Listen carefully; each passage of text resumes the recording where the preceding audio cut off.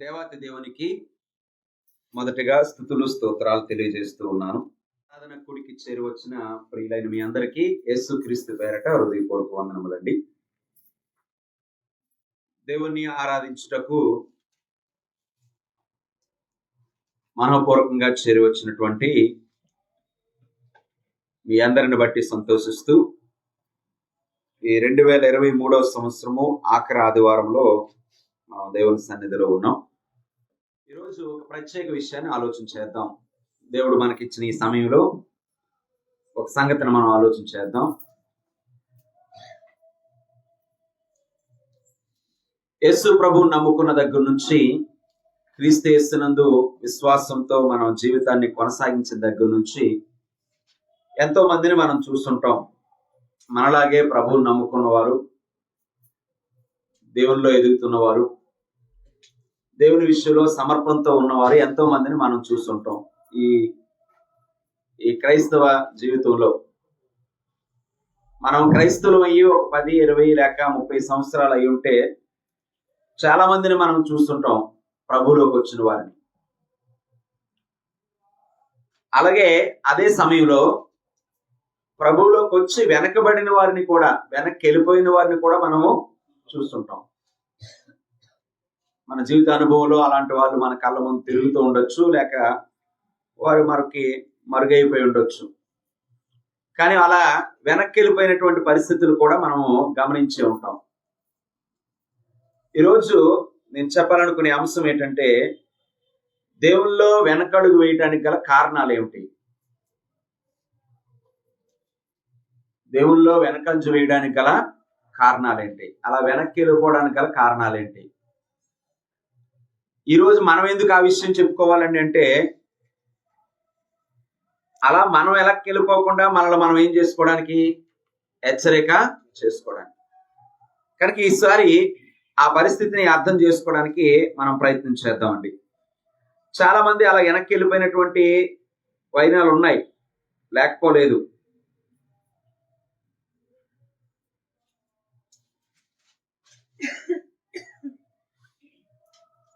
మీకు తెలిసిన వారు ఉండొచ్చు, అందులో మీకు తెలియని వారు కూడా ఉండొచ్చు. వారిని అడిగితే ఏదో సమాధానం చెప్పి ఉండొచ్చు. అడుగుతారు కదా, ఏమలగంటే వాళ్ళు ఏదో సమాధానం చెప్తారు. కానీ ఈ రోజున వాక్యం నుండి ఆ సమాధానాన్ని వెతకడానికి ప్రయత్నం చేద్దాం. వాక్యం నుండి ఆ పరిస్థితిని తెలుసుకోవడానికి ప్రయత్నం చేద్దాం. మరికొన్ని గంటల్లో, అలాగే అనాలి, మరికొన్ని గంటల్లో మనం 2024లోకి వెళ్తాం, దేవుని చిత్తం అయితే. కనుక ఈ 2024లోకి వెళ్లే ముందు మన మనస్సు, మన హృదయము దేవునికి దగ్గర అవడానికి మన ఆలోచన నిర్ణయాల్ని, మన తలంపుల్ని సరి చేసుకోవడానికి ప్రయత్నం చేస్తూ ఉన్నాం. వాక్యం స్పష్టంగా కొన్ని విషయాలు చెప్పబడినాయి. మొదట వచనం ఏంటంటే, కొరింథీయులకు రాసిన మొదటి పత్రిక 10వ అధ్యాయము 12వ వచనం. ఒక వ్యక్తి నిలుచున్నానని తలంచుకుంటే అతను ఏమవ్వకుండా చూసుకోవాలి, పడిపోకుండా. అంటే ఇక్కడ రాయబడిన మాట దేవుడి చేత రాయబడినటువంటి మాట, దేవుడే చెప్తున్న మాట. అంటే దేవుడే, మీరు నిల్చున్నారు, నాలోకి వచ్చి మీరు స్థిరపడ్డారు, నన్ను నమ్ముకొని మీరు నా పిల్లలయ్యారు, యేసు ప్రభువునందు విశ్వాసం ఉంచి ఆయనకి శిష్యులయ్యారు అనేటువంటి విషయం తెలియజేస్తూ, అలా వచ్చిన మీరు ఏమవ్వకుండా జాగ్రత్త పడాలి, పడిపోకుండా. అంటే పడిపోయే పరిస్థితి అంటూ ఒకటి ఉంది. అంటే ఒక్కసారి దేవుళ్ళలోకి వచ్చాక ఇంక వెనక్కి వెళ్ళిపోయే పరిస్థితి ఉండదండి. ఒక్కసారి ప్రభువులోకి బాప్తిసం పొందిన తర్వాత ఇంకా వెనకడిగేసే పరిస్థితి ఉండదండి అని మనం అనుకోవచ్చా? లేదు కదా. దానికి ఉదాహరణ మన కళ్ళ ముందు చాలా మంది జీవితాలు కనిపిస్తున్నాయి. దేవుని వాక్యం కూడా ఆ విషయంలో మనకి స్పష్టం చేస్తుంది. పడిపోయే ప్రమాదం ఉంది, పడిపోయిన భక్తులు ఉన్నారు, వెనక్కి వెళ్ళిపోయే ప్రమాదం ఉంది, వెనక్కి వెళ్ళిపోయిన భక్తులు ఉన్నారు, మీరు జాగ్రత్త అని ప్రభు తన వాక్యం ద్వారా మనకి జ్ఞాపకం చేస్తున్నాడు. మరొక వచనంలో మనం దాన్ని గమనిస్తే చూడండి ఒకసారి, ఎందుకు పడిపోకుండా జాగ్రత్త చూసుకోవాలంటే, ఎఫెసీ పత్రిక 3వ అధ్యాయం 12వ వచనం. సహోదరులారా, ఎవరిని? జీవము గల దేవుణ్ణి విడిచిపోయేటువంటి విశ్వాసము లేని దుష్ట హృదయము మీలో ఎవని యందైనను ఒకవేళ ఉండునేమో అని జాగ్రత్తగా ఏం చేయండి, దుష్ట హృదయం తయారవుతుందట. ఎలాంటి దుష్ట హృదయం అది? విశ్వాసం లేని జీవము గల దేవుణ్ణి విడిచిపెట్టే దుష్ట హృదయం తయారవుతుందట. అలాంటి హృదయం మనలో ఎవరి యందైనా ఉన్నదేమో అని ఒకవేళ జాగ్రత్తగా చూసుకోండి. ఎందుకంత జాగ్రత్త అంటే ప్రమాదం, వెనక్కి వెళ్ళిపోయే ప్రమాదం ఉంది. ఇంకా మనం అక్కడ వాక్యాలు చదివితే ఏలయనగా, ఆ మాట చూడండి, ఏలయనగా మొదటి నుండి మనకున్న దృఢ విశ్వాసము అంతము వరకు గట్టిగా చేపట్టిన ఎడలనే క్రీస్తులో మనం ఏమై ఉంటాం. మధ్యలో పడిపోతే, మధ్యలో వెనక్కేస్తే మనం క్రీస్తులో ఏమై ఉంటాం, పాలువారమై ఉంటాం. ఎంతవరకు ఉండాలి? అంతం వరకు. ఎవరంతం వరకు? మన మరణం వరకు, లేదా ఈ లోకం యొక్క అంతం వరకు. ఈ విశ్వాసాన్ని, ఈ నమ్మకాన్ని మనం అలా నిలబెట్టుకుంటూ ఉండాలి, కొనసాగిస్తూ ఉండాలి. అలా వెనక్కెళ్ళిపోయే ప్రమాదాలు జరుగుతాయని దేవుడు ముందే మనకి జ్ఞాపకం చేస్తూ వాటి విషయంలో హెచ్చరిక చేస్తూ ఉన్నాడు. కనుక ఈ రోజున ఆ హెచ్చరికను బట్టి మనల్ని మనం పరిశీలన చేసుకోవడానికి ప్రయత్నము చేద్దాం. కారణాలు ఏవో చెప్పొచ్చు మనం, కానీ దేవుని వాక్యం ఏ కారణాలు చెప్తుందో మనం చూడాలి. దేవుడు ఏ కారణం చెప్తాడనేది మనం చూడాలి. కనుక ఆ విషయంలో ఈ రోజు ఒక 2 సంగతులు మీకు జ్ఞాపకం చేసి నేను ఈ మాటలు ముగిస్తాను. ఎవరు వెనకం చేస్తారు, ఎవరు వెనకబడతారు, ఎవరు దేవుళ్ళొచ్చి దూరం అయిపోయే ప్రమాదంలో ఉన్నారు, ఎలాంటి మనస్తత్వాలు, ఎలాంటి హృదయాలు కలిగిన వారు దేవునికి వేరయ్యేటువంటి ఆలోచనలతో ఉన్నారు అనేది ఈ రోజు మనము ఇక్కడ అర్థం చేసుకోవడానికి ప్రయత్నించేద్దాం. అందులో మొట్టమొదటి విషయం ఏంటంటే, ప్రకటన గ్రంథము 2వ అధ్యాయంలో యేసు ప్రభు సంఘాలతో మాట్లాడుతున్నప్పుడు అక్కడ మాట్లాడినటువంటి ఒక మాట ఈ సందర్భంలో మనం జ్ఞాపకం చేసుకుంటాం. ఏంటి వెనక్కి వెళ్ళిపోవడానికి కారణము అంటే, మొదటున్న విశ్వాసము, ప్రేమ మనం వదిలిపెట్టడం. మొదటి కారణం ఏంటట? మొదటున్న విశ్వాసము, ప్రేమ మనం ఏం చేయడం అట? వదిలిపెట్టడం. ప్రకటన గ్రంథము 2వ అధ్యాయము 4వ వచనం, 1 నుంచి 4వ వచనం.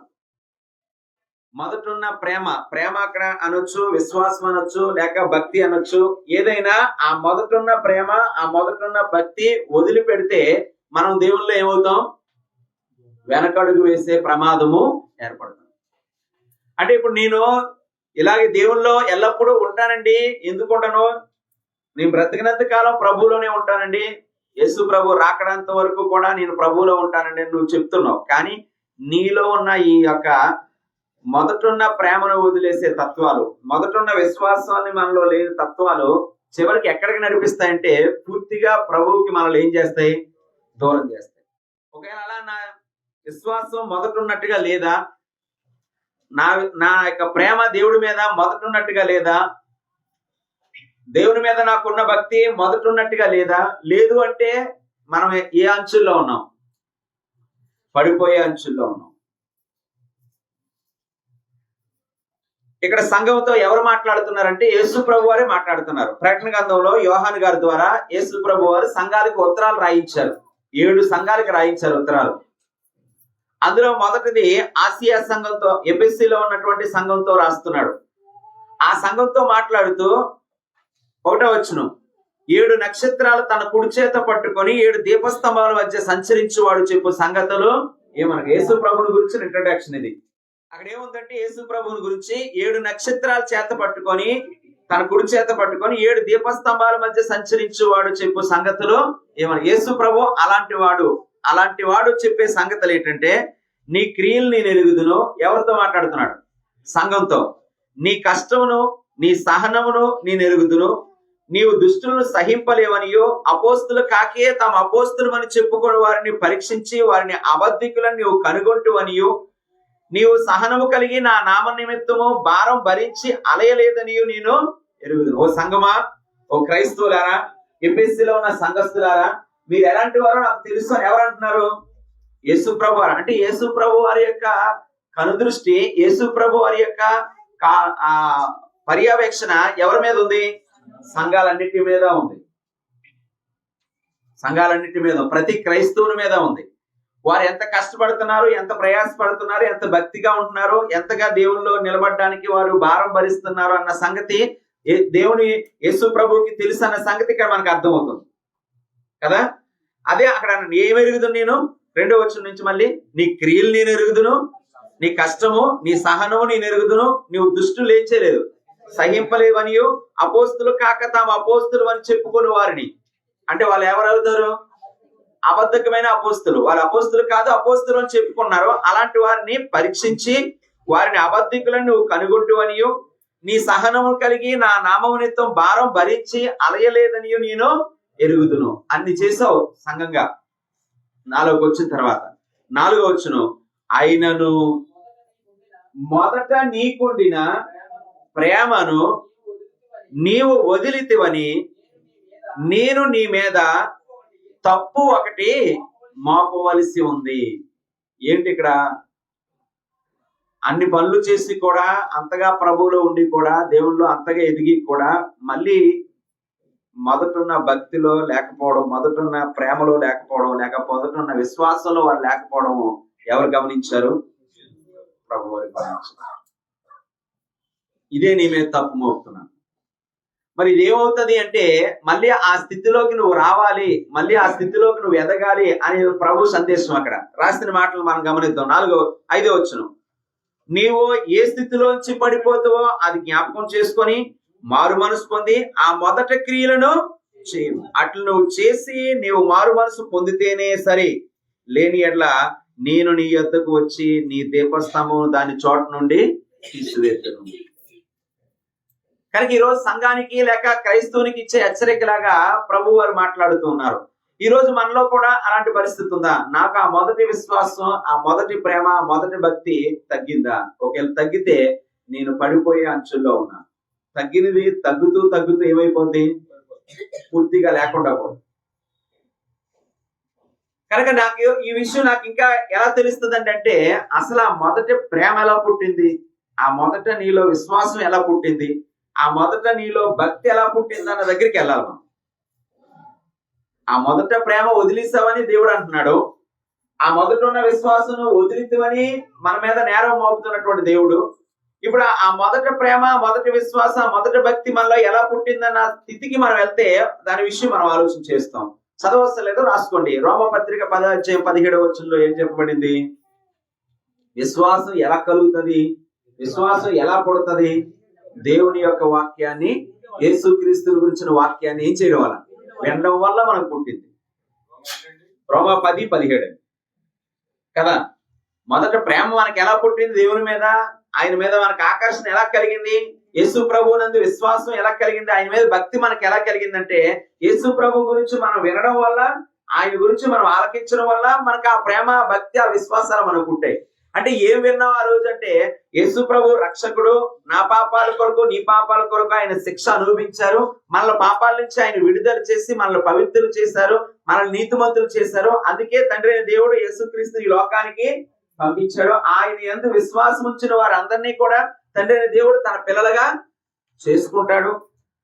తన ఆత్మను మనకు వరంగా ఇచ్చి, మనకు శక్తినిచ్చి భూమి మీద తన పిల్లలుగా బ్రతికే అవకాశాన్ని ఇస్తాడు. ఇలా జీవించిన జీవితాలకి మనం మరణించిన తర్వాత పరలోక రాజ్యంలో మనకి స్వాస్థ్యాన్ని ఇస్తాడు, నిత్య ఆ జీవాన్ని ఇస్తాడు అన్నది విన్నాకే మనకు ఆయన మీద ప్రేమ, మనకు ఆయన మీద విశ్వాసం, మనకు ఆయన మీద ఏం కలిగింది? భక్తి కలిగింది. మొదట ప్రేమ అలా కలిగింది. ఇంకా ఏం విన్నాం మనం అంటే ప్రభు నామం నిమిత్తం భూమి మీద నీతిగా నడుచుకుంటే ఒక శోధన వస్తది, లేక శ్రమ వస్తది, అయినా దేవుడు మనకి తోడై ఉంటాడు. అనేక విషయాల్లో ఆయన మనల్ని నడిపిస్తాడు, అనేక సార్లు మన అవసరాలు ఆయన తీరుస్తాడు, మనకి ఏ లోటు లేకుండా చూస్తాడు అన్నది కూడా మనం విన్నాం. విన్నాకే మనం ఆయన మీద మనకి కలిగింది ప్రేమ, విశ్వాసం, భక్తి కలిగింది. మరి మధ్యలో వచ్చి ఈ సమస్యల వల్ల, మధ్యలో వచ్చి ఇబ్బందుల వల్ల మనము మళ్ళీ ఆ ప్రేమ తగ్గిపోవడానికి కారణం ఏంటంటే మనం ఏం విని ప్రభువులోకి వచ్చామనే సంగతి మనం ఏమైపోయాం? మర్చిపోయాం. మళ్ళీ ఇప్పుడు ఏం చేసుకోమన్నాడు? నీవు ఆ ఏ స్థితిలో నుండి పడిపోతావో అది జ్ఞాపకం చేసుకొని ఏం పొందు? మారు మనసు.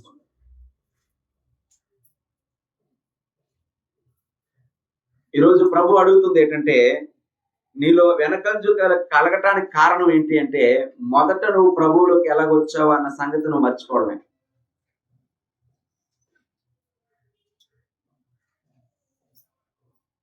ప్రభు ఏం చెప్పి నిన్ను తనలోకి ఆకర్షించుకున్నాడు?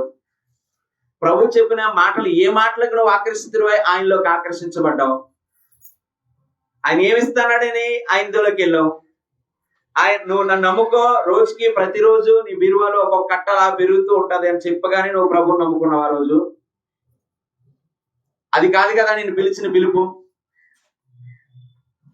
ప్రభు నిన్ను పిలిచినప్పుడు నీ పాపాల నుంచి నువ్వు విముక్తుడివై పరలోకం చేరాలంటే, నరకం నుంచి నువ్వు తప్పించబడాలంటే, నా యందు విశ్వాసం ఉంచి నేను నీ పాపాల కొరకు మరణించాను, శిక్ష అనుభవించాను, నా యందు నమ్మిక ఉంచితే నీ పాపాలన్నింటినీ నేను ఏం చేస్తాను? నా రక్తంలో కడిగి వేస్తానన్న పిలుపుకే కదా మనం ఎవరి దగ్గరికి వచ్చాం? ప్రభు దగ్గరికి వచ్చాం.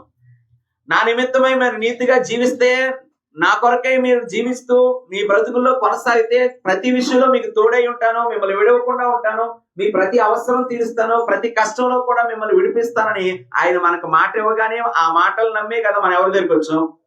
మనలో ప్రేమ, విశ్వాసం, భక్తి ఎలా పుట్టిందంటే అలా పుట్టింది. అది మనం మర్చిపోయి వచ్చినటువంటి ఇబ్బందులు బట్టి, లేక కష్టాన్ని బట్టి, లేక ఆ యొక్క అపజయాలు బట్టి, అనారోగ్యాలు బట్టి, లేకపోతే ఇంకా నష్టాన్ని బట్టి మనం కొన్నిసార్లు ఏమేస్తూ ఉంటాం?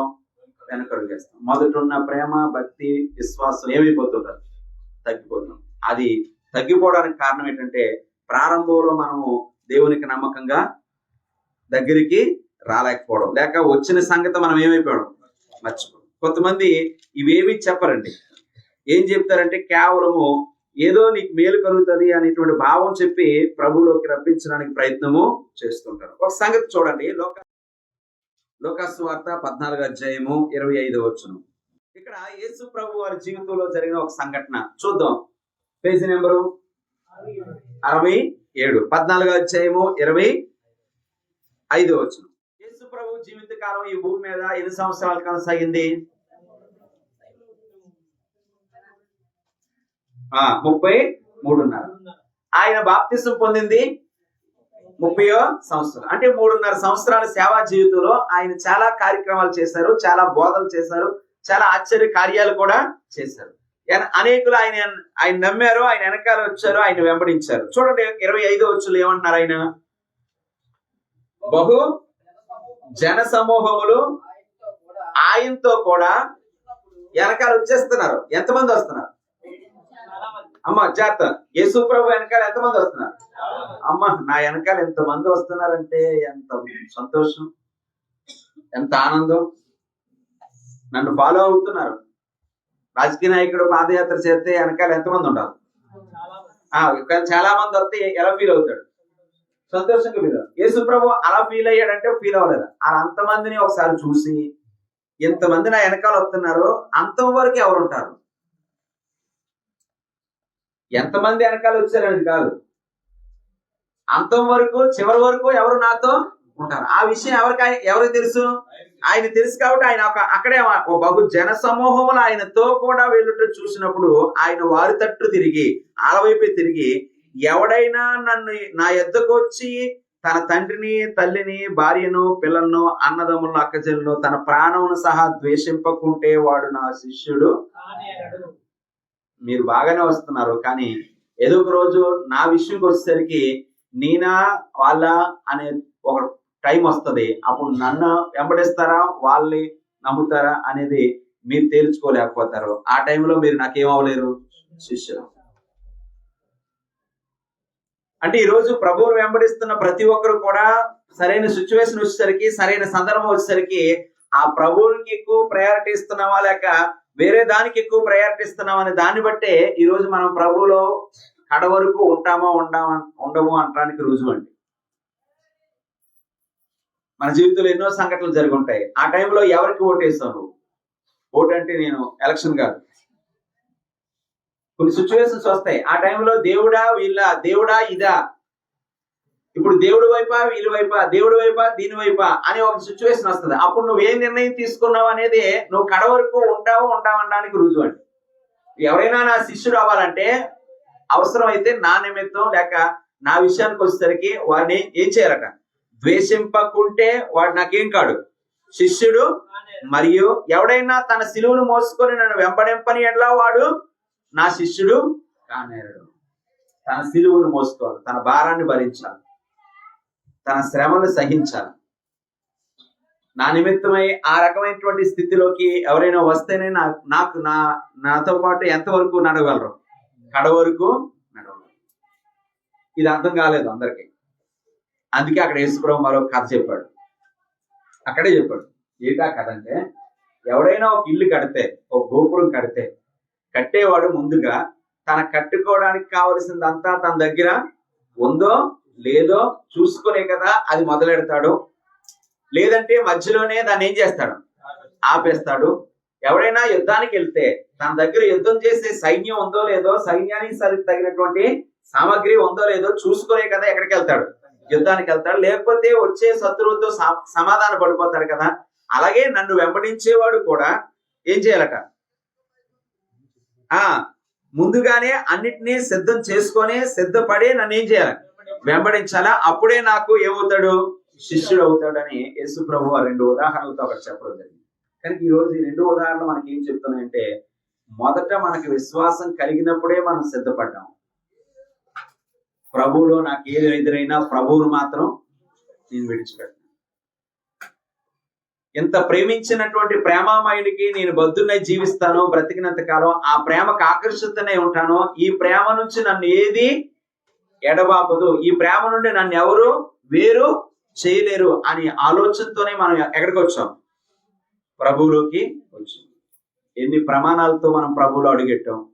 అంటే మొదటున్న ప్రేమ వదిలేది అంటే, ఆ మొదటున్న ప్రేమ అనేది ఎలా పుట్టిందో, ఎన్ని రకాలైనటువంటి సిద్ధపాటుతో పుట్టిందో, ఎన్ని రకాలైనటువంటి ఒక రకమైనటువంటి సిద్ధపాటుతో పుట్టిందో ఒకసారి ఆలోచించండి. ఇవన్నీ ఉంటాయని నాకు తెలియదండి, తెలుస్తుంటే అప్పుడు నేను వచ్చి ఉండేవాడిని కాదు అంటారా? ఒకవేళ ఆయన చెప్పకుండా సాటిగా నిన్ను మాయ చేసి మభ్య చేసి ఆయనలోకి తీసుకెళ్ళిపోయాడా? ఎవరు? యేసు. ఒకసారి ఆలోచించేయండి. పెళ్లికి ప్రమాణం చేస్తాం కదా, చేయరా? చేస్తారు కదా. ప్రమాణాల్లో ఏమిటి అర్థం? సారాంశం. అంటే మీరు అన్ని మళ్ళీ చెప్పమని చెప్పలేదు. ఏమైనా జీవితంలో మళ్ళీ ఏం జరిగినా నేను నిన్ను వదలను, నువ్వు నన్ను వదలొద్దు, అంతే కదా. అంటే ఒకవేళ ఏమైనా అంటే ఆరోగ్యం పాడైపోయినా, అవయవాలు పోయినా, ఆస్తులు కోల్పోయినా. ఇప్పుడు ఆస్తి ఉంది కాబట్టి ఇచ్చాం, ఆస్తి పోతే అంటే ఇవన్నిటికి సిద్ధపడే ఏమవుతున్నాం? ఒక వివాహం అనే బంధంలోకి మనం వెళ్తూ ఉన్నాం. అంటే ఏదైనా ఒక బంధంలోకి మనం వెళ్ళేటప్పుడు ముందుగానే ఏమవ్వాలి? సిద్ధపడాలి. దేనికి సిద్ధపడాలి? ఏదేమైనా నేను కడ వరకు కొనసాగుతాననే సిద్ధపాటుతోనే దిగాలనేది యేసు ప్రభు చెప్పిన 2 ఉదాహరణల యొక్క సారాంశం. ఒక గోపురం కట్టాలనుకున్నప్పుడు ముందుగానే చూసుకొని దాన్ని కట్టడం ప్రారంభించాలి. ఒక యుద్ధానికి వెళ్ళాలన్నప్పుడు ఎటువంటి సామగ్రి ఉండాలి, అవన్నీ ఉన్నాయో చూసుకొని ప్రారంభించాలి. ఒక వ్యక్తి క్రైస్తవుడు అయ్యేటప్పుడే క్రైస్తవుడిగా జీవించడానికి నేను సంసిద్ధమా లేదా అని ఆలోచన చేసుకుని క్రైస్తవుడిగా ముందుకి రావాలి. రాకపోతే ఏమవుతుందంటే అలాంటి వారే ఏమైపోతారు? వెనకంజు. మరి అంత కష్టమైతే ప్రభువులోకి ఎందుకు వస్తామంటే, కష్టం అని నువ్వు అనుకుంటున్నావు, కానీ అలా వచ్చాక మనం అనిపించే ప్రతి పరిస్థితిలో ఎవరు మనకు తోడు ఉంటారు? పాపంలో ఉండి శాపాన్ని అనుభవించే కంటే, పాపంలో ఉండి సుఖాన్ని అనుభవించి చచ్చిపోయి నరకానికి వెళ్ళే కంటే, ఈ లోకంలో ఉన్న సాంప్రదాయాలన్నీ పాటిస్తూ అదే బాగుంది అనుకుంటే అందులోనే కొనసాగిపోయి చివరికి మన ప్రాణం వదిలేక మన ఆత్మ నరకంలో అగ్నిలో పడిపోవటం కంటే, పాపాన్ని లోక సాంప్రదాయాన్ని వదిలి పూర్తిగా ప్రభువులోకి వచ్చి నీతి కొరకు కనీసం కష్టమైన పడినా శ్రమైన పడినా దేవుడు మనకు తోడు అనేటువంటి ఒక నమ్మికతో మనం వెళ్ళినప్పుడు ఆ దేవుడి సహాయంతో ప్రతిదీ జయించుకుంటూ వెళ్తే మనం చనిపోయాక ఎక్కడికి వెళ్తాం? నిత్య జీవనం. దానికి ప్రభువు గ్యారంటీ. సదాకాలం నేను మీకు తోడే. ఆయన కొరకు బ్రతికినప్పుడు ఆయన మనల్ని కాపాడుతూ ఉంటాడు. ఆయన కొరకే జీవిస్తున్నప్పుడు ఆయన మనకు ప్రతి అవసరాన్ని తెలుస్తుంది. ఈ రోజున మొదటున్న ప్రేమ ఎలా కలిగింది, ఎలాంటి సిద్ధపాటుతో మనకు కలిగింది, అవన్నీ ఆలోచించే మనం ప్రభువులోకి వచ్చా ఉన్నప్పుడు మనం ప్రభువుకు దూరం అవ్వాల్సిన పరిస్థితి ఎందుకు వచ్చింది? అవన్నీ మనం ఏమైపోయాం? మర్చిపోయాం. అవన్నీ మనం ఏమయ్యాం?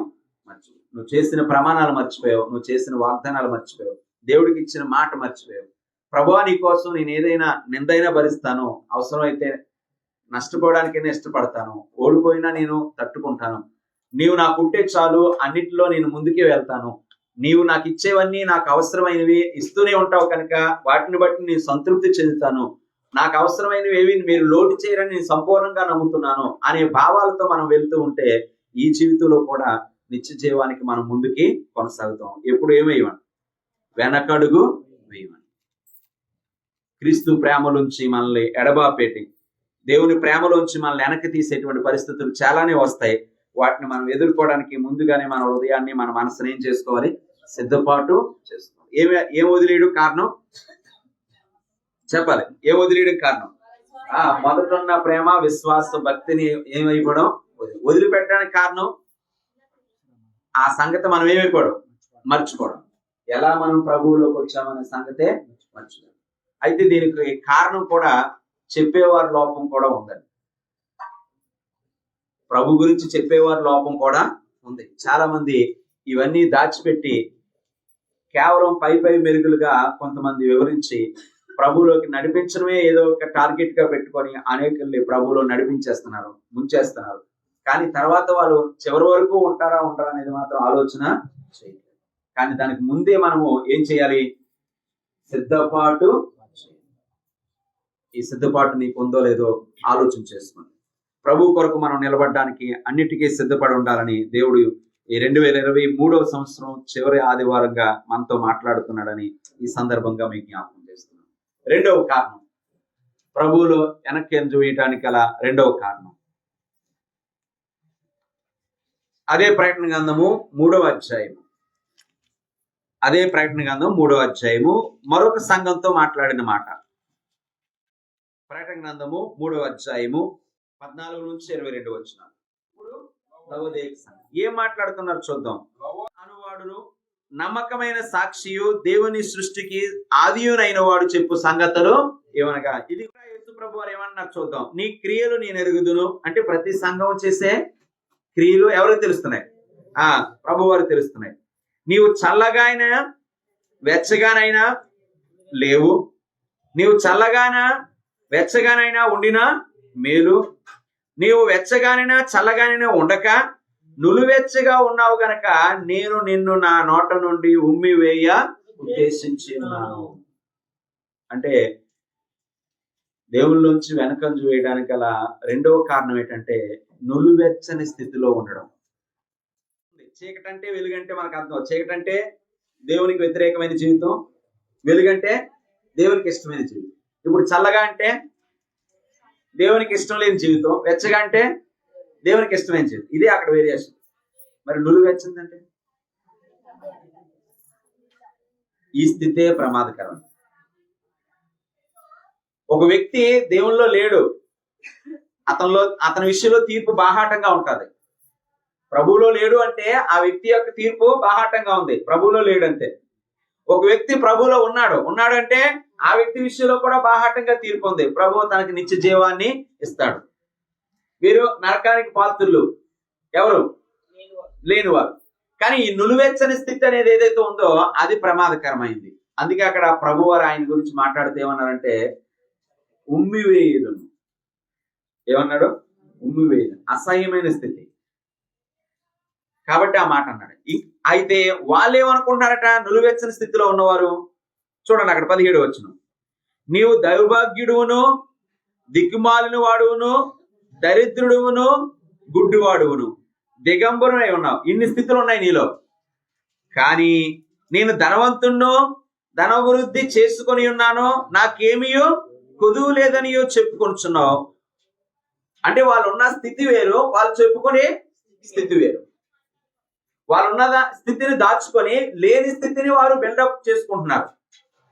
దౌర్భాగ్యంగా ఉండి గొప్ప భాగ్యవంతులుగా ఫీల్ అవుతున్నారు, దరిద్రులుగా ఉండి గొప్ప ధనవంతులుగా ఫీల్ అవుతున్నారు, అలాగే దిగంబరులుగా ఉండి వారు భాగ్యవంతులుగా ఫీల్ అవుతున్నారు. అంటే ఇది వారిలో ఉన్న స్థితిని కప్పెట్టి లేని స్థితిని కనుపరుస్తున్నారు. వీరే ఏ స్థితిలో ఉన్నవారు అంటే ఏంటంటే లోపల భక్తిహీనమైనటువంటి శరీర సంబంధమైనటువంటి జీవితం ఉంది, కానీ బయటికి భక్తి గల జీవితాన్ని ఏం చేస్తున్నారు?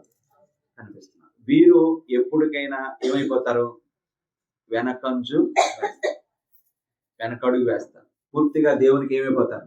దూరం. మొదట ప్రేమ మరిచి మనం జీవించిన, మొదట విశ్వాసాన్ని వదిలి మనం బ్రతికినా, అసలు మనం మొదట ఎలా ప్రభువులోకి వచ్చాము, దేని కొరకు వచ్చాము, ఎలాంటివి ఎదురవుతాయని తెలిసి కూడా వచ్చాము, ఆ పరిస్థితికి నీ దేవుడు ఎలా సహాయం చేస్తాడని వాగ్దానం చేశాడన్న సంగతి కూడా తెలిసి కూడా వచ్చామన్న సంగతి మర్చిపోయినా మనం ప్రభువులో వెనకేసే ప్రమాదము ఉంది. కాబట్టి మొదట ప్రేమను ఏం చేయదు?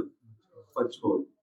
లేదు, ఇక్కడ వచ్చిన తర్వాత మనం మన పాత జీవితాన్ని పూర్తిగా మార్చుకోకుండా ఆ పాత జీవితాన్ని కప్పెడుతూ పైన వేషం వేసేటువంటి భక్తి జీవితం ఎవరైతే కనుపరుస్తారో అలాంటి నులివెచ్చని స్థితిలో ఉన్నవారు కూడా ఏమైపోతారు? ఖచ్చితంగా దేవునిలోంచి వెనక్కి వెళ్ళిపోతారు. ఏంటండి దీని పరిస్థితి అంటే, మీరు అర్థం చేసుకోవడానికి నేను జ్ఞాపకం చేసే కొన్ని విషయాలు ఉన్నాయి. బాగానే కనిపిస్తున్నారు కదా, ప్రభులో ఉంటున్నారు కదా, ప్రభులోకి వస్తున్నారు కదా, ప్రభు కార్యక్రమాల్లో పాల్గొంటున్నారు కదా అని ఏదైనా ఒక బాధ్యత అప్పగించడానికి మనం ఏదైనా పిలిస్తే వాళ్ళు ముందుకు రాలేరు. ఎందుకంటే వారు ఆల్రెడీ ఏ మనసుతో ఉన్నారు? శరీర సంబంధమైన మనసుతో, శరీర సంబంధమైన ఆలోచనలతో ఉన్నారు. కాబట్టి వారు ప్రభు యొక్క పనిలో ఏం చేయలేరు, పాలిభాగస్తులు కాలేరు. నులివెచ్చని స్థితి, ఈ వేషధారణ స్థితి. ఒక రోజున యేసు ప్రభు వారు అంజూరపు చెట్టును చూశారు. చూడగానే చెట్టు నుండి ఏమున్నాయట? ఆకులు ఉన్నాయట. ఏమున్నాయి? ఆకులు ఉన్నాయి. దగ్గరికి వెళ్ళి చూస్తే ఏమి లేవు, కాయలు లేవు.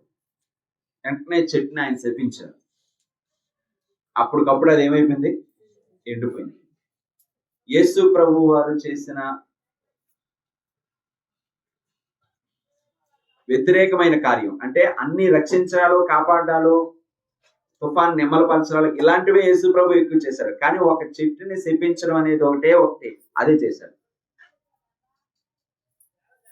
ఎందుకంటే ఆ స్థితి అస్సలు దేవుడికి ఏమవదు, నచ్చదు. ఏంటి ఆ చెట్టు చేసిన పాపం అంటే, ఆకులు నిండుగా కనిపించడం. ఎప్పుడు కనిపించాలంటే కాయలు నిండుగా ఉన్నప్పుడే ఆకులు నిండుగా కనిపించాలి. నాలో కాయలు నిండుగా ఉన్నాయి అన్నట్టుగా ఏం కనిపించింది? ఆకులు కనిపించాయి. చూసి వెళ్ళేసరికి ఏం లేవు, కాయలు లేవు. అంటే ఈరోజు ఏదో చెప్తారు బయటికి, పైన క్రైస్తవులుగా మనకు కనిపిస్తున్నాం అంతే. నేను దేవుని కుమారుని, దేవుని కుమార్తెని అనిపినట్టు కనిపిస్తున్నాం. కానీ కొన్ని పనులు, బాధ్యతలు మన మీద పెట్టేసరికి, మనం కొన్ని పనులకి దేవుడు పిలిచేసరికి దానికి మనం ఏమైపోతున్నాం? దూరం అయిపోతాం. అంటే నీలో ఉన్న పాత జీవితం, పాపపు జీవితం ఆ దేవుని కార్యక్రమాలకి నిన్ను ముందుకు రానివ్వట్లేదు. ఆశ్చర్యపోతారు చూసేవాళ్ళు. అదేంటండి బాగానే ఉన్నారు కదా, దేవుని విషయంలో అన్నింటిలో బాగానే కనిపిస్తున్నారు కదా అంటే, ఈ చూసే చూపు మంద కనుక మనకు బాగా కనిపిస్తున్నారు. కానీ ఎవరు చూపు కనిపించట్లేదు? అది ఆయన ఏం చూస్తాడు? హృదయాన్ని, అంతరంగా. కాబట్టి ఈ సంఘంలో ఒక నులివెచ్చని స్థితి, లౌదీయ సంఘంలో నులివెచ్చని స్థితి ఎవరు చూశారు? దేవుడే చూశారు. కనుక అక్కడ కనిపించే మాటలు కనిపిస్తున్నాయి కదా. ఆ దౌర్భాగ్యుడేండు కూడా ఏమంటున్నాడు? ధనవంతుని, నేను చాలా దేవుల్లో బలంగా ఉన్నాను, ప్రార్థనలో బలంగా ఉన్నాను, వాక్యంలో బలంగా ఉన్నాను, దేవుని కొరకు ఏదైనా చేయడానికి సిద్ధంగా ఉన్నాను అని అంటారు. కానీ సమయం వచ్చేసరికి ఎక్కడ కనపడదు. మనల్ని మనమే కొన్నిసార్లు టెస్ట్ పెట్టుకోవాలి, పరీక్షలు పెట్టుకోవాలి. అంటే ఎలాగంటే, ప్రభు కొరకు నేను ఏదైనా మాట ఇచ్చి నెరవేర్చగలనా? మొక్కుబడి అనేది ఎలాగొచ్చింది తెలుసా? మొక్కుబడి అనేది ఎలాగొచ్చింది? చాలా మంది అనుకునే మొక్కుబడి ఏంటంటే, దేవుడు ఏదైనా చేయించడానికి మనం ఈ వెరేయాలన్నట్టు భావించితే మొక్కుబడి అంటే కాదు. మొక్కుబడి అంటే మనల్ని మనం ప్రభువుకి నిరూపించుకోవడం.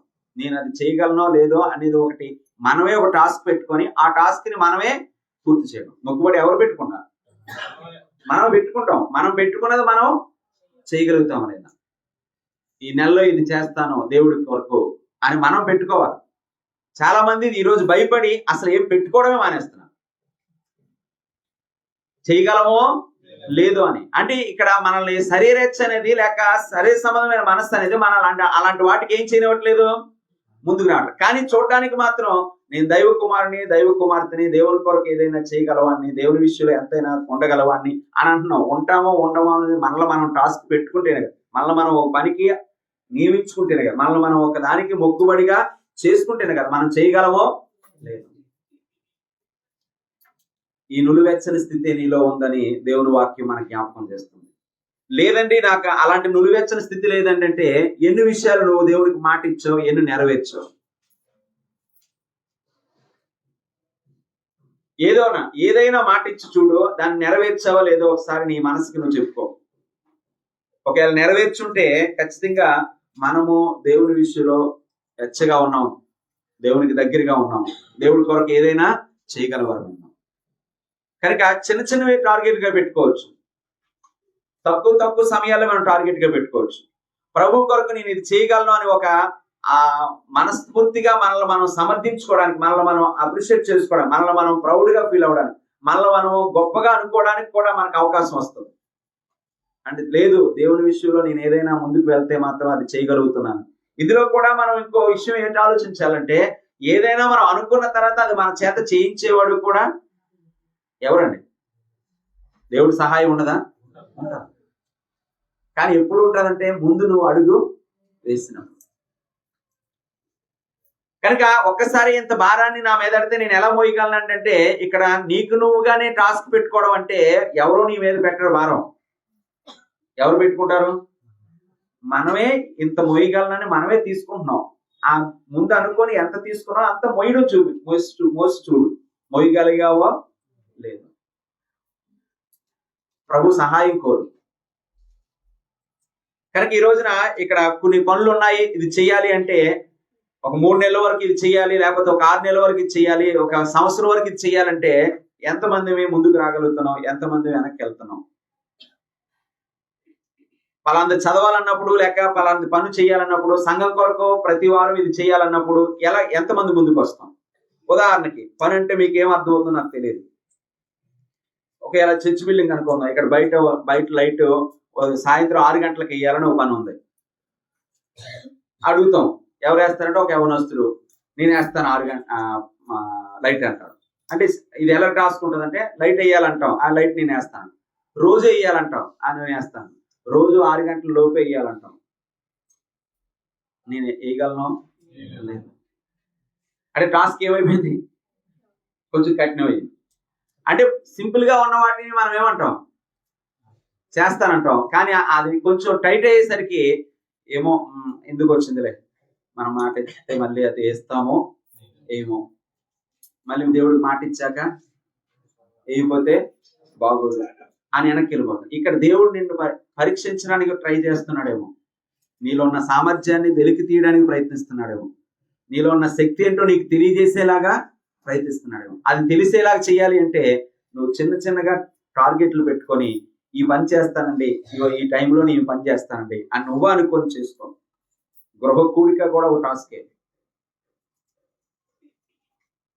2023 అయిపోయింది కదా, రామపురం సంఘంలో ఎన్ని గృహ కూడికలు అయ్యాయి?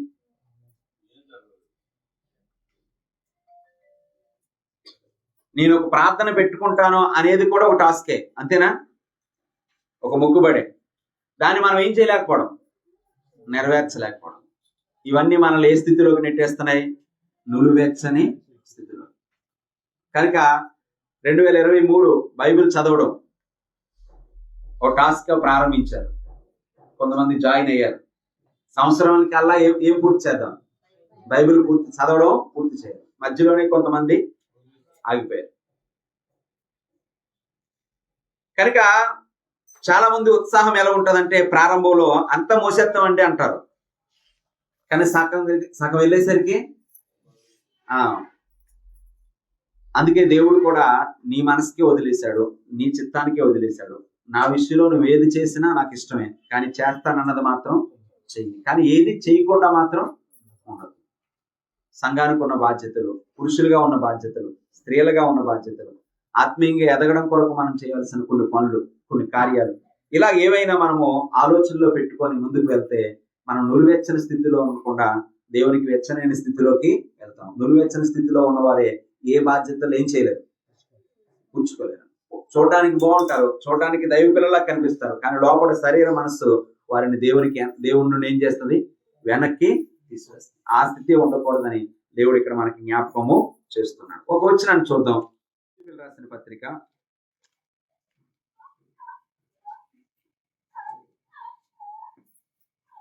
2వ అధ్యాయము 13వ వచనం. ఫిలిప్పీయులకు రాసిన పత్రిక 2వ అధ్యాయం 13వ వచనం. ఎందుకనగా నీవు ఇచ్చయించుటకును కార్యసిద్ధి కలుగు చేసుకున్నటకును తన దయా సంకల్పము నెరవేర్చుటకునకై మీలో కార్యసిద్ధి కలుగు చేయువాడు. మీరు ఆశించింది, ఇచ్చయించడం అంటే కోరుకున్నది చేయడానికి, మీలో ఆ కార్యం నెరవేర్చడానికి, మళ్ళీ ఎవరి సంకల్పం చొప్పున, దేవుని సంకల్పం చొప్పున అది నెరవేర్చడానికి మనలో కార్యసిద్ధి కలుగు చేయవాడు ఎవరట? దేవుడే. మనం ఒక కార్యాన్ని తలపెట్టామంటే ఆ కార్యాన్ని నెరవేర్చే వరకు మనకు సహాయం చేసేవాడు దేవుడు. అందుకు దేవునికి మనం నిత్యము కృతజ్ఞతాస్తుతులు చెల్లించాలి. నులివెచ్చని స్థితిలో ఉండొద్దని. బలంగా కనిపించాడు, ఒక 70 కేజీలు మోస్తాడు కదా అని బస్తాను ఎత్తి మీద పెట్టాం, కిందకి చదవబడిపోయాడు. అప్పుడు నువ్వేమంటావు? చూడ్డానికి బలంగా ఉన్నావు అన్నావు, అక్కడ ఇంకో మాట అంటాం, అది వరడు పడిపోద్ది అక్కడ. చూడ్డానికి ఇది కూడా మొయ్యలేవా? మనం చూడడానికి ఎలాంటి క్రైస్తవులు కనిపిస్తామంటే దేవుని కొరకు ఏ పైనైనా చేస్తామన్నట్టే కనిపిస్తున్నాం. కానీ కొన్ని పనులు అప్పు చెప్తానంటే మాత్రం వెనక్కి వెళ్ళిపోతాం. అందుకే ఈరోజు మిమ్మల్ని మీరు పరీక్ష పెట్టుకోండి. రాబోయే 2024లో నేను ఇలా చేస్తాను, నా కుటుంబం తరపున, నా వ్యక్తిగతంగా నేను ఇది చేస్తాను. నువ్వే పెట్టుకొని అది పూర్తి చేసి నిన్ను ఆత్మీయ జీవితాన్ని నువ్వే బలపరుచుకో. నువ్వు మోయలేని కాడి నీ మీద దేవుడు పెట్టడు. నువ్వు మోయలేని భారం నేను తీసుకోమని ఎవరు బలవంతము పెట్టడు. కానీ ఏ పని బాధ్యతగా తీసుకోకుండా మాత్రం ఉండదు. ఉంటే నువ్వు దేవుని బిడ్డవే కాదని. ప్రభు కొరకు నువ్వు ఏదో బాధ్యతగా తీసుకో. బాధ్యతగా తీసుకుంటే ఒక నియమం ఉంటుంది, దానికి ఒక షెడ్యూల్ ఉంటుంది, దానికి ఒక టైం ఉంటుంది. ఆ టైంలో ఆ నియమంలో దాన్ని అలా ఫుల్ చేయాలంతే. స్వేచ్ఛగా ఉండేవాడు తనకు నచ్చినప్పుడు చేస్తాడు, నచ్చినప్పుడు వస్తాడు, నచ్చినప్పుడు వెళ్తాడు. అది టార్గెట్ ఫిల్ చేయడం ఉండదు. స్వేచ్ఛ అంటే ఇప్పుడు నేను ఎందాకన్నా పని ఏదైతే ఉందో ఆ పని నాకు వీలైనప్పుడు వచ్చి లైట్ వేసి వెళ్తానంటే దాని అర్థం ఏంటి? స్వేచ్ఛ. నచ్చితే వస్తాను, లేకపోతే లేదు. అది పని అప్పచెప్పుకోవడం, పని తీసుకోవడం అవ్వదు. నేను ఆ పని నేను చేస్తానన్నప్పుడు ప్రతిసారి ఆ పనికి ఏమై ఉండాలి? లోబడి ఉండాలి. కనుక చాలా మంది స్వేచ్ఛగా బ్రతకడానికి ఇష్టపడతారు. సువార్త చేయడం అయినా, లేకపోతే దేవుని వాక్యాన్ని ఇతరులతో పంచుకోవడం అయినా, సత్క్రియలు చేయడం అయినా, ఇతరులకి అవసరంలో ఉన్న వారికి సహాయం చేయడం అయినా, రోగుల్ని దర్శించడం అయినా, లేకపోతే బాధలో ఉన్న వారిని పరామర్శించడం అయినా, ఇలాంటి దైవ కార్యక్రమాలన్నింటిలో నిన్ను నీవు ఒక బాధ్యతగా పెట్టుకుంటే నీలో ఎంత భక్తి ఉందో, నీలో ఎంత విశ్వాసం ఉందో, అది ఎంతవరకు ఆ భక్తి విశ్వాసాలు ఎంతవరకు చివరి వరకు వెళ్తాయో లేదో అనేది నీకు తెలుస్తుందని మనం మాట్లాడుకునే అంశం అదే. ఏంటంటే వెనకంజు వేయడానికి గల కారణాలు. ఏంటా కారణం అంటే ఏ స్థితిలో ఉండడం? నులివెచ్చని స్థితికి ఉదాహరణ ఏంటంటే బయటికే బాగా కనిపిస్తాం కానీ, వేషధారణతో బాగా క్రైస్తవులుగా కనిపిస్తాం కానీ, దేవుని కార్యాల విషయాలకు వచ్చేసరికి ఏం వేస్తున్నాం? వెనకడుగు వేస్తాం. మరి ఈ రోజున ఈ మాట విన్న తర్వాత 2024లో మీరు తీసుకునే నిర్ణయాలు ఏంటో నాకు తెలియదు, కానీ ఒక నిర్ణయం తీసుకున్నాక దాన్ని కొనసాగించి ముగించి నీ విశ్వాసాన్ని నీవు నిరూపించుకోవాలని ప్రభు పేరట మీకు తెలియజేస్తున్నాను. దేవుని కొరకు పనిచేయడానికి ఎన్నో ఉన్నాయి. ఒకవేళ ఏమీ తెలియట్లేదని అంటే నాకు ఫోన్ చేయండి, నేను ఒక పని చెప్తాను. కానీ అడిగిన తర్వాత మాత్రం చేయండి. ఉంది, స్త్రీలకు ఉండాల్సిన పనులు స్త్రీలకు ఉన్నాయి, పురుషులకు ఉండాల్సిన పనులు పురుషులకు ఉన్నాయి. దేవుళ్ళలో మనం పనికి రాని వారు కాదు. దేవుడికి ఏదో దానికి మన పనికి వస్తాం. చాలా ఉంది. దేవుని సువార్త ప్రజలుపబడ్డానికి, రక్షణ గురించి అనేకులు తెలియజేయబడ్డానికి, ప్రభువులో ఉన్న వారిని బలపరచడానికి, ప్రభువులో ఉన్న వారిని ఇంకా పైకి తీసుకువెళ్ళడానికి ఎన్నో పనులు బాధ్యతగా తీసుకొని చేయడానికి చాలా ఉన్నాయి. ఒక చేతితో 2 చేతులతో అయ్యేవి కావు. అన్ని చేతులు కలిస్తేనే అయ్యే పనులు ఉన్నాయి. కానీ ఈరోజు ముందుకు రావడమే లోటుగా ఉంది, ముందుకు వచ్చి చేయడంలోనే లోటుగా ఉంది. కనుక ఈ రోజు నేమైనా ఈ 2 సంగతులు ఆలోచన చేయాలని మీకు ప్రభు పేరట తెలియజేస్తున్నాను. మొదటిది ఏంటంటే, మొదటున్న ప్రేమ, విశ్వాసం, భక్తిని ఏం చేయకూడదు? వదిలిపెట్టకూడదు, దాన్ని మర్చిపోకూడదు. అవసరమైతే పదే పదే దాన్ని ఏం చేసుకోవాలి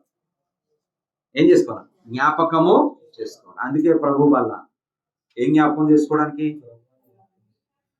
ప్రభు వారు మన కొరకు మరణించారని జ్ఞాపకం చేసుకుని, ఎందుకు మరణించారు? నువ్వు నేను జీవితకాలం ఎవరిలో ఉండాలి? ఆయనలో ఉండాలి. అది మనకు గుర్తొస్తుంది. మంగళసూత్రం దేనికి? మనకు జీవితకాలం ఒకరికి మనం ఏమై ఉంటాం? బంధం కట్టుబడి ఉంటాం. కనుక ప్రతిదీ మనం జ్ఞాపకం చేసుకోకపోతే చివరి వరకు ఏం చేయలేం, కొనసాగలేం. మొదట ఉన్న ప్రేమను మనం ఏం చేయకూడదు, మర్చిపోకూడదు. రెండవది ఏంటి? నులివెచ్చని స్థితిలో ఉండకూడదు. వేషధారణ అనేది శరీర సంబంధమైన ఆలోచనలు మనలో ఉంటూ కూడా, జీవితం ఉంటూ కూడా నేను క్రైస్తవుని నిరూపించుకునే ఒక వేషధారణ అనేది మన జీవితాల్లో ఉంటే మనం ప్రభు కొరకు చివరి వరకు ఉండలేము. నాలో ఉందా నీలో ఉందా అని అనుకుంటే ఉందో లేదో తెలుసుకోవడానికి నువ్వు ప్రభు కొరకు ఏదైనా ఒక పని చేయడానికి ముందుకు రా. అది నువ్వు చేయగలిగటానికి ముందుకు వస్తున్నావు అంటే నీలో నులివెచ్చని స్థితి లేదు. ఒకవేళ వచ్చావా, ఆ పని పూర్తి చేయడానికి దేవుడు సహాయం కోరు. మనలో కార్యసిద్ధి కలుగు చేయవాడు దేవుడు. నేను అనుకున్నానండి ఈ పని చేద్దామని, అనుకునేటప్పుడు నేను చేయగలనో లేదో అని ఒకవేళ అనుకున్నాను, కానీ దేవుడే ఉన్నాడని ముందుకు వచ్చేసాను. ఆ రోజు నుంచి ఈ రోజు వరకు ఎక్కడ ఏది ఆటంకం లేకుండా చేసుకోగలిగే శక్తి నాకు దేవుడు ఇచ్చాడు. దేవుడు సహాయంతోనే దీన్ని పూర్తి చేయగలిగాను, పూర్తి చేస్తున్నాను అని చెప్పే వాళ్ళు చాలా మంది ఉన్నారు. కారణం ఏంటంటే వారి కమిట్మెంట్, దేవుని కొరకు వారు సమర్పించుకోవడం. ప్రభువే వారికి ఎల్లప్పుడూ సహాయకుడై ఉంటాడు. మోయిదైన భారాన్ని నేను ఎత్తి మీద పెట్టుకోవద్దని దేవుడు ఎప్పుడు చెప్పలేదు. పెట్టుకోవాల్సిన అవసరం లేదు. నీ శక్తి ఏంటో సామర్థ్యం, కానీ ఏ పని చేయకుండా మాత్రం ఉండదు. నువ్వు దైవ కుమారుడు అయితే, దేవుని కుమార్తె అయితే ఏదో పని బాధ్యతగా తీసుకో, దాన్ని నెరవేర్చి చూపించాలని ప్రభు పేరట మిమ్మల్ని హెచ్చరిస్తూ, నన్ను హెచ్చరించుకుంటూ మాటలు ముగిస్తున్నాను. ఓపికతో విన్న మీ అందరికీ యేసుక్రీస్తు పేరట వందనాలు.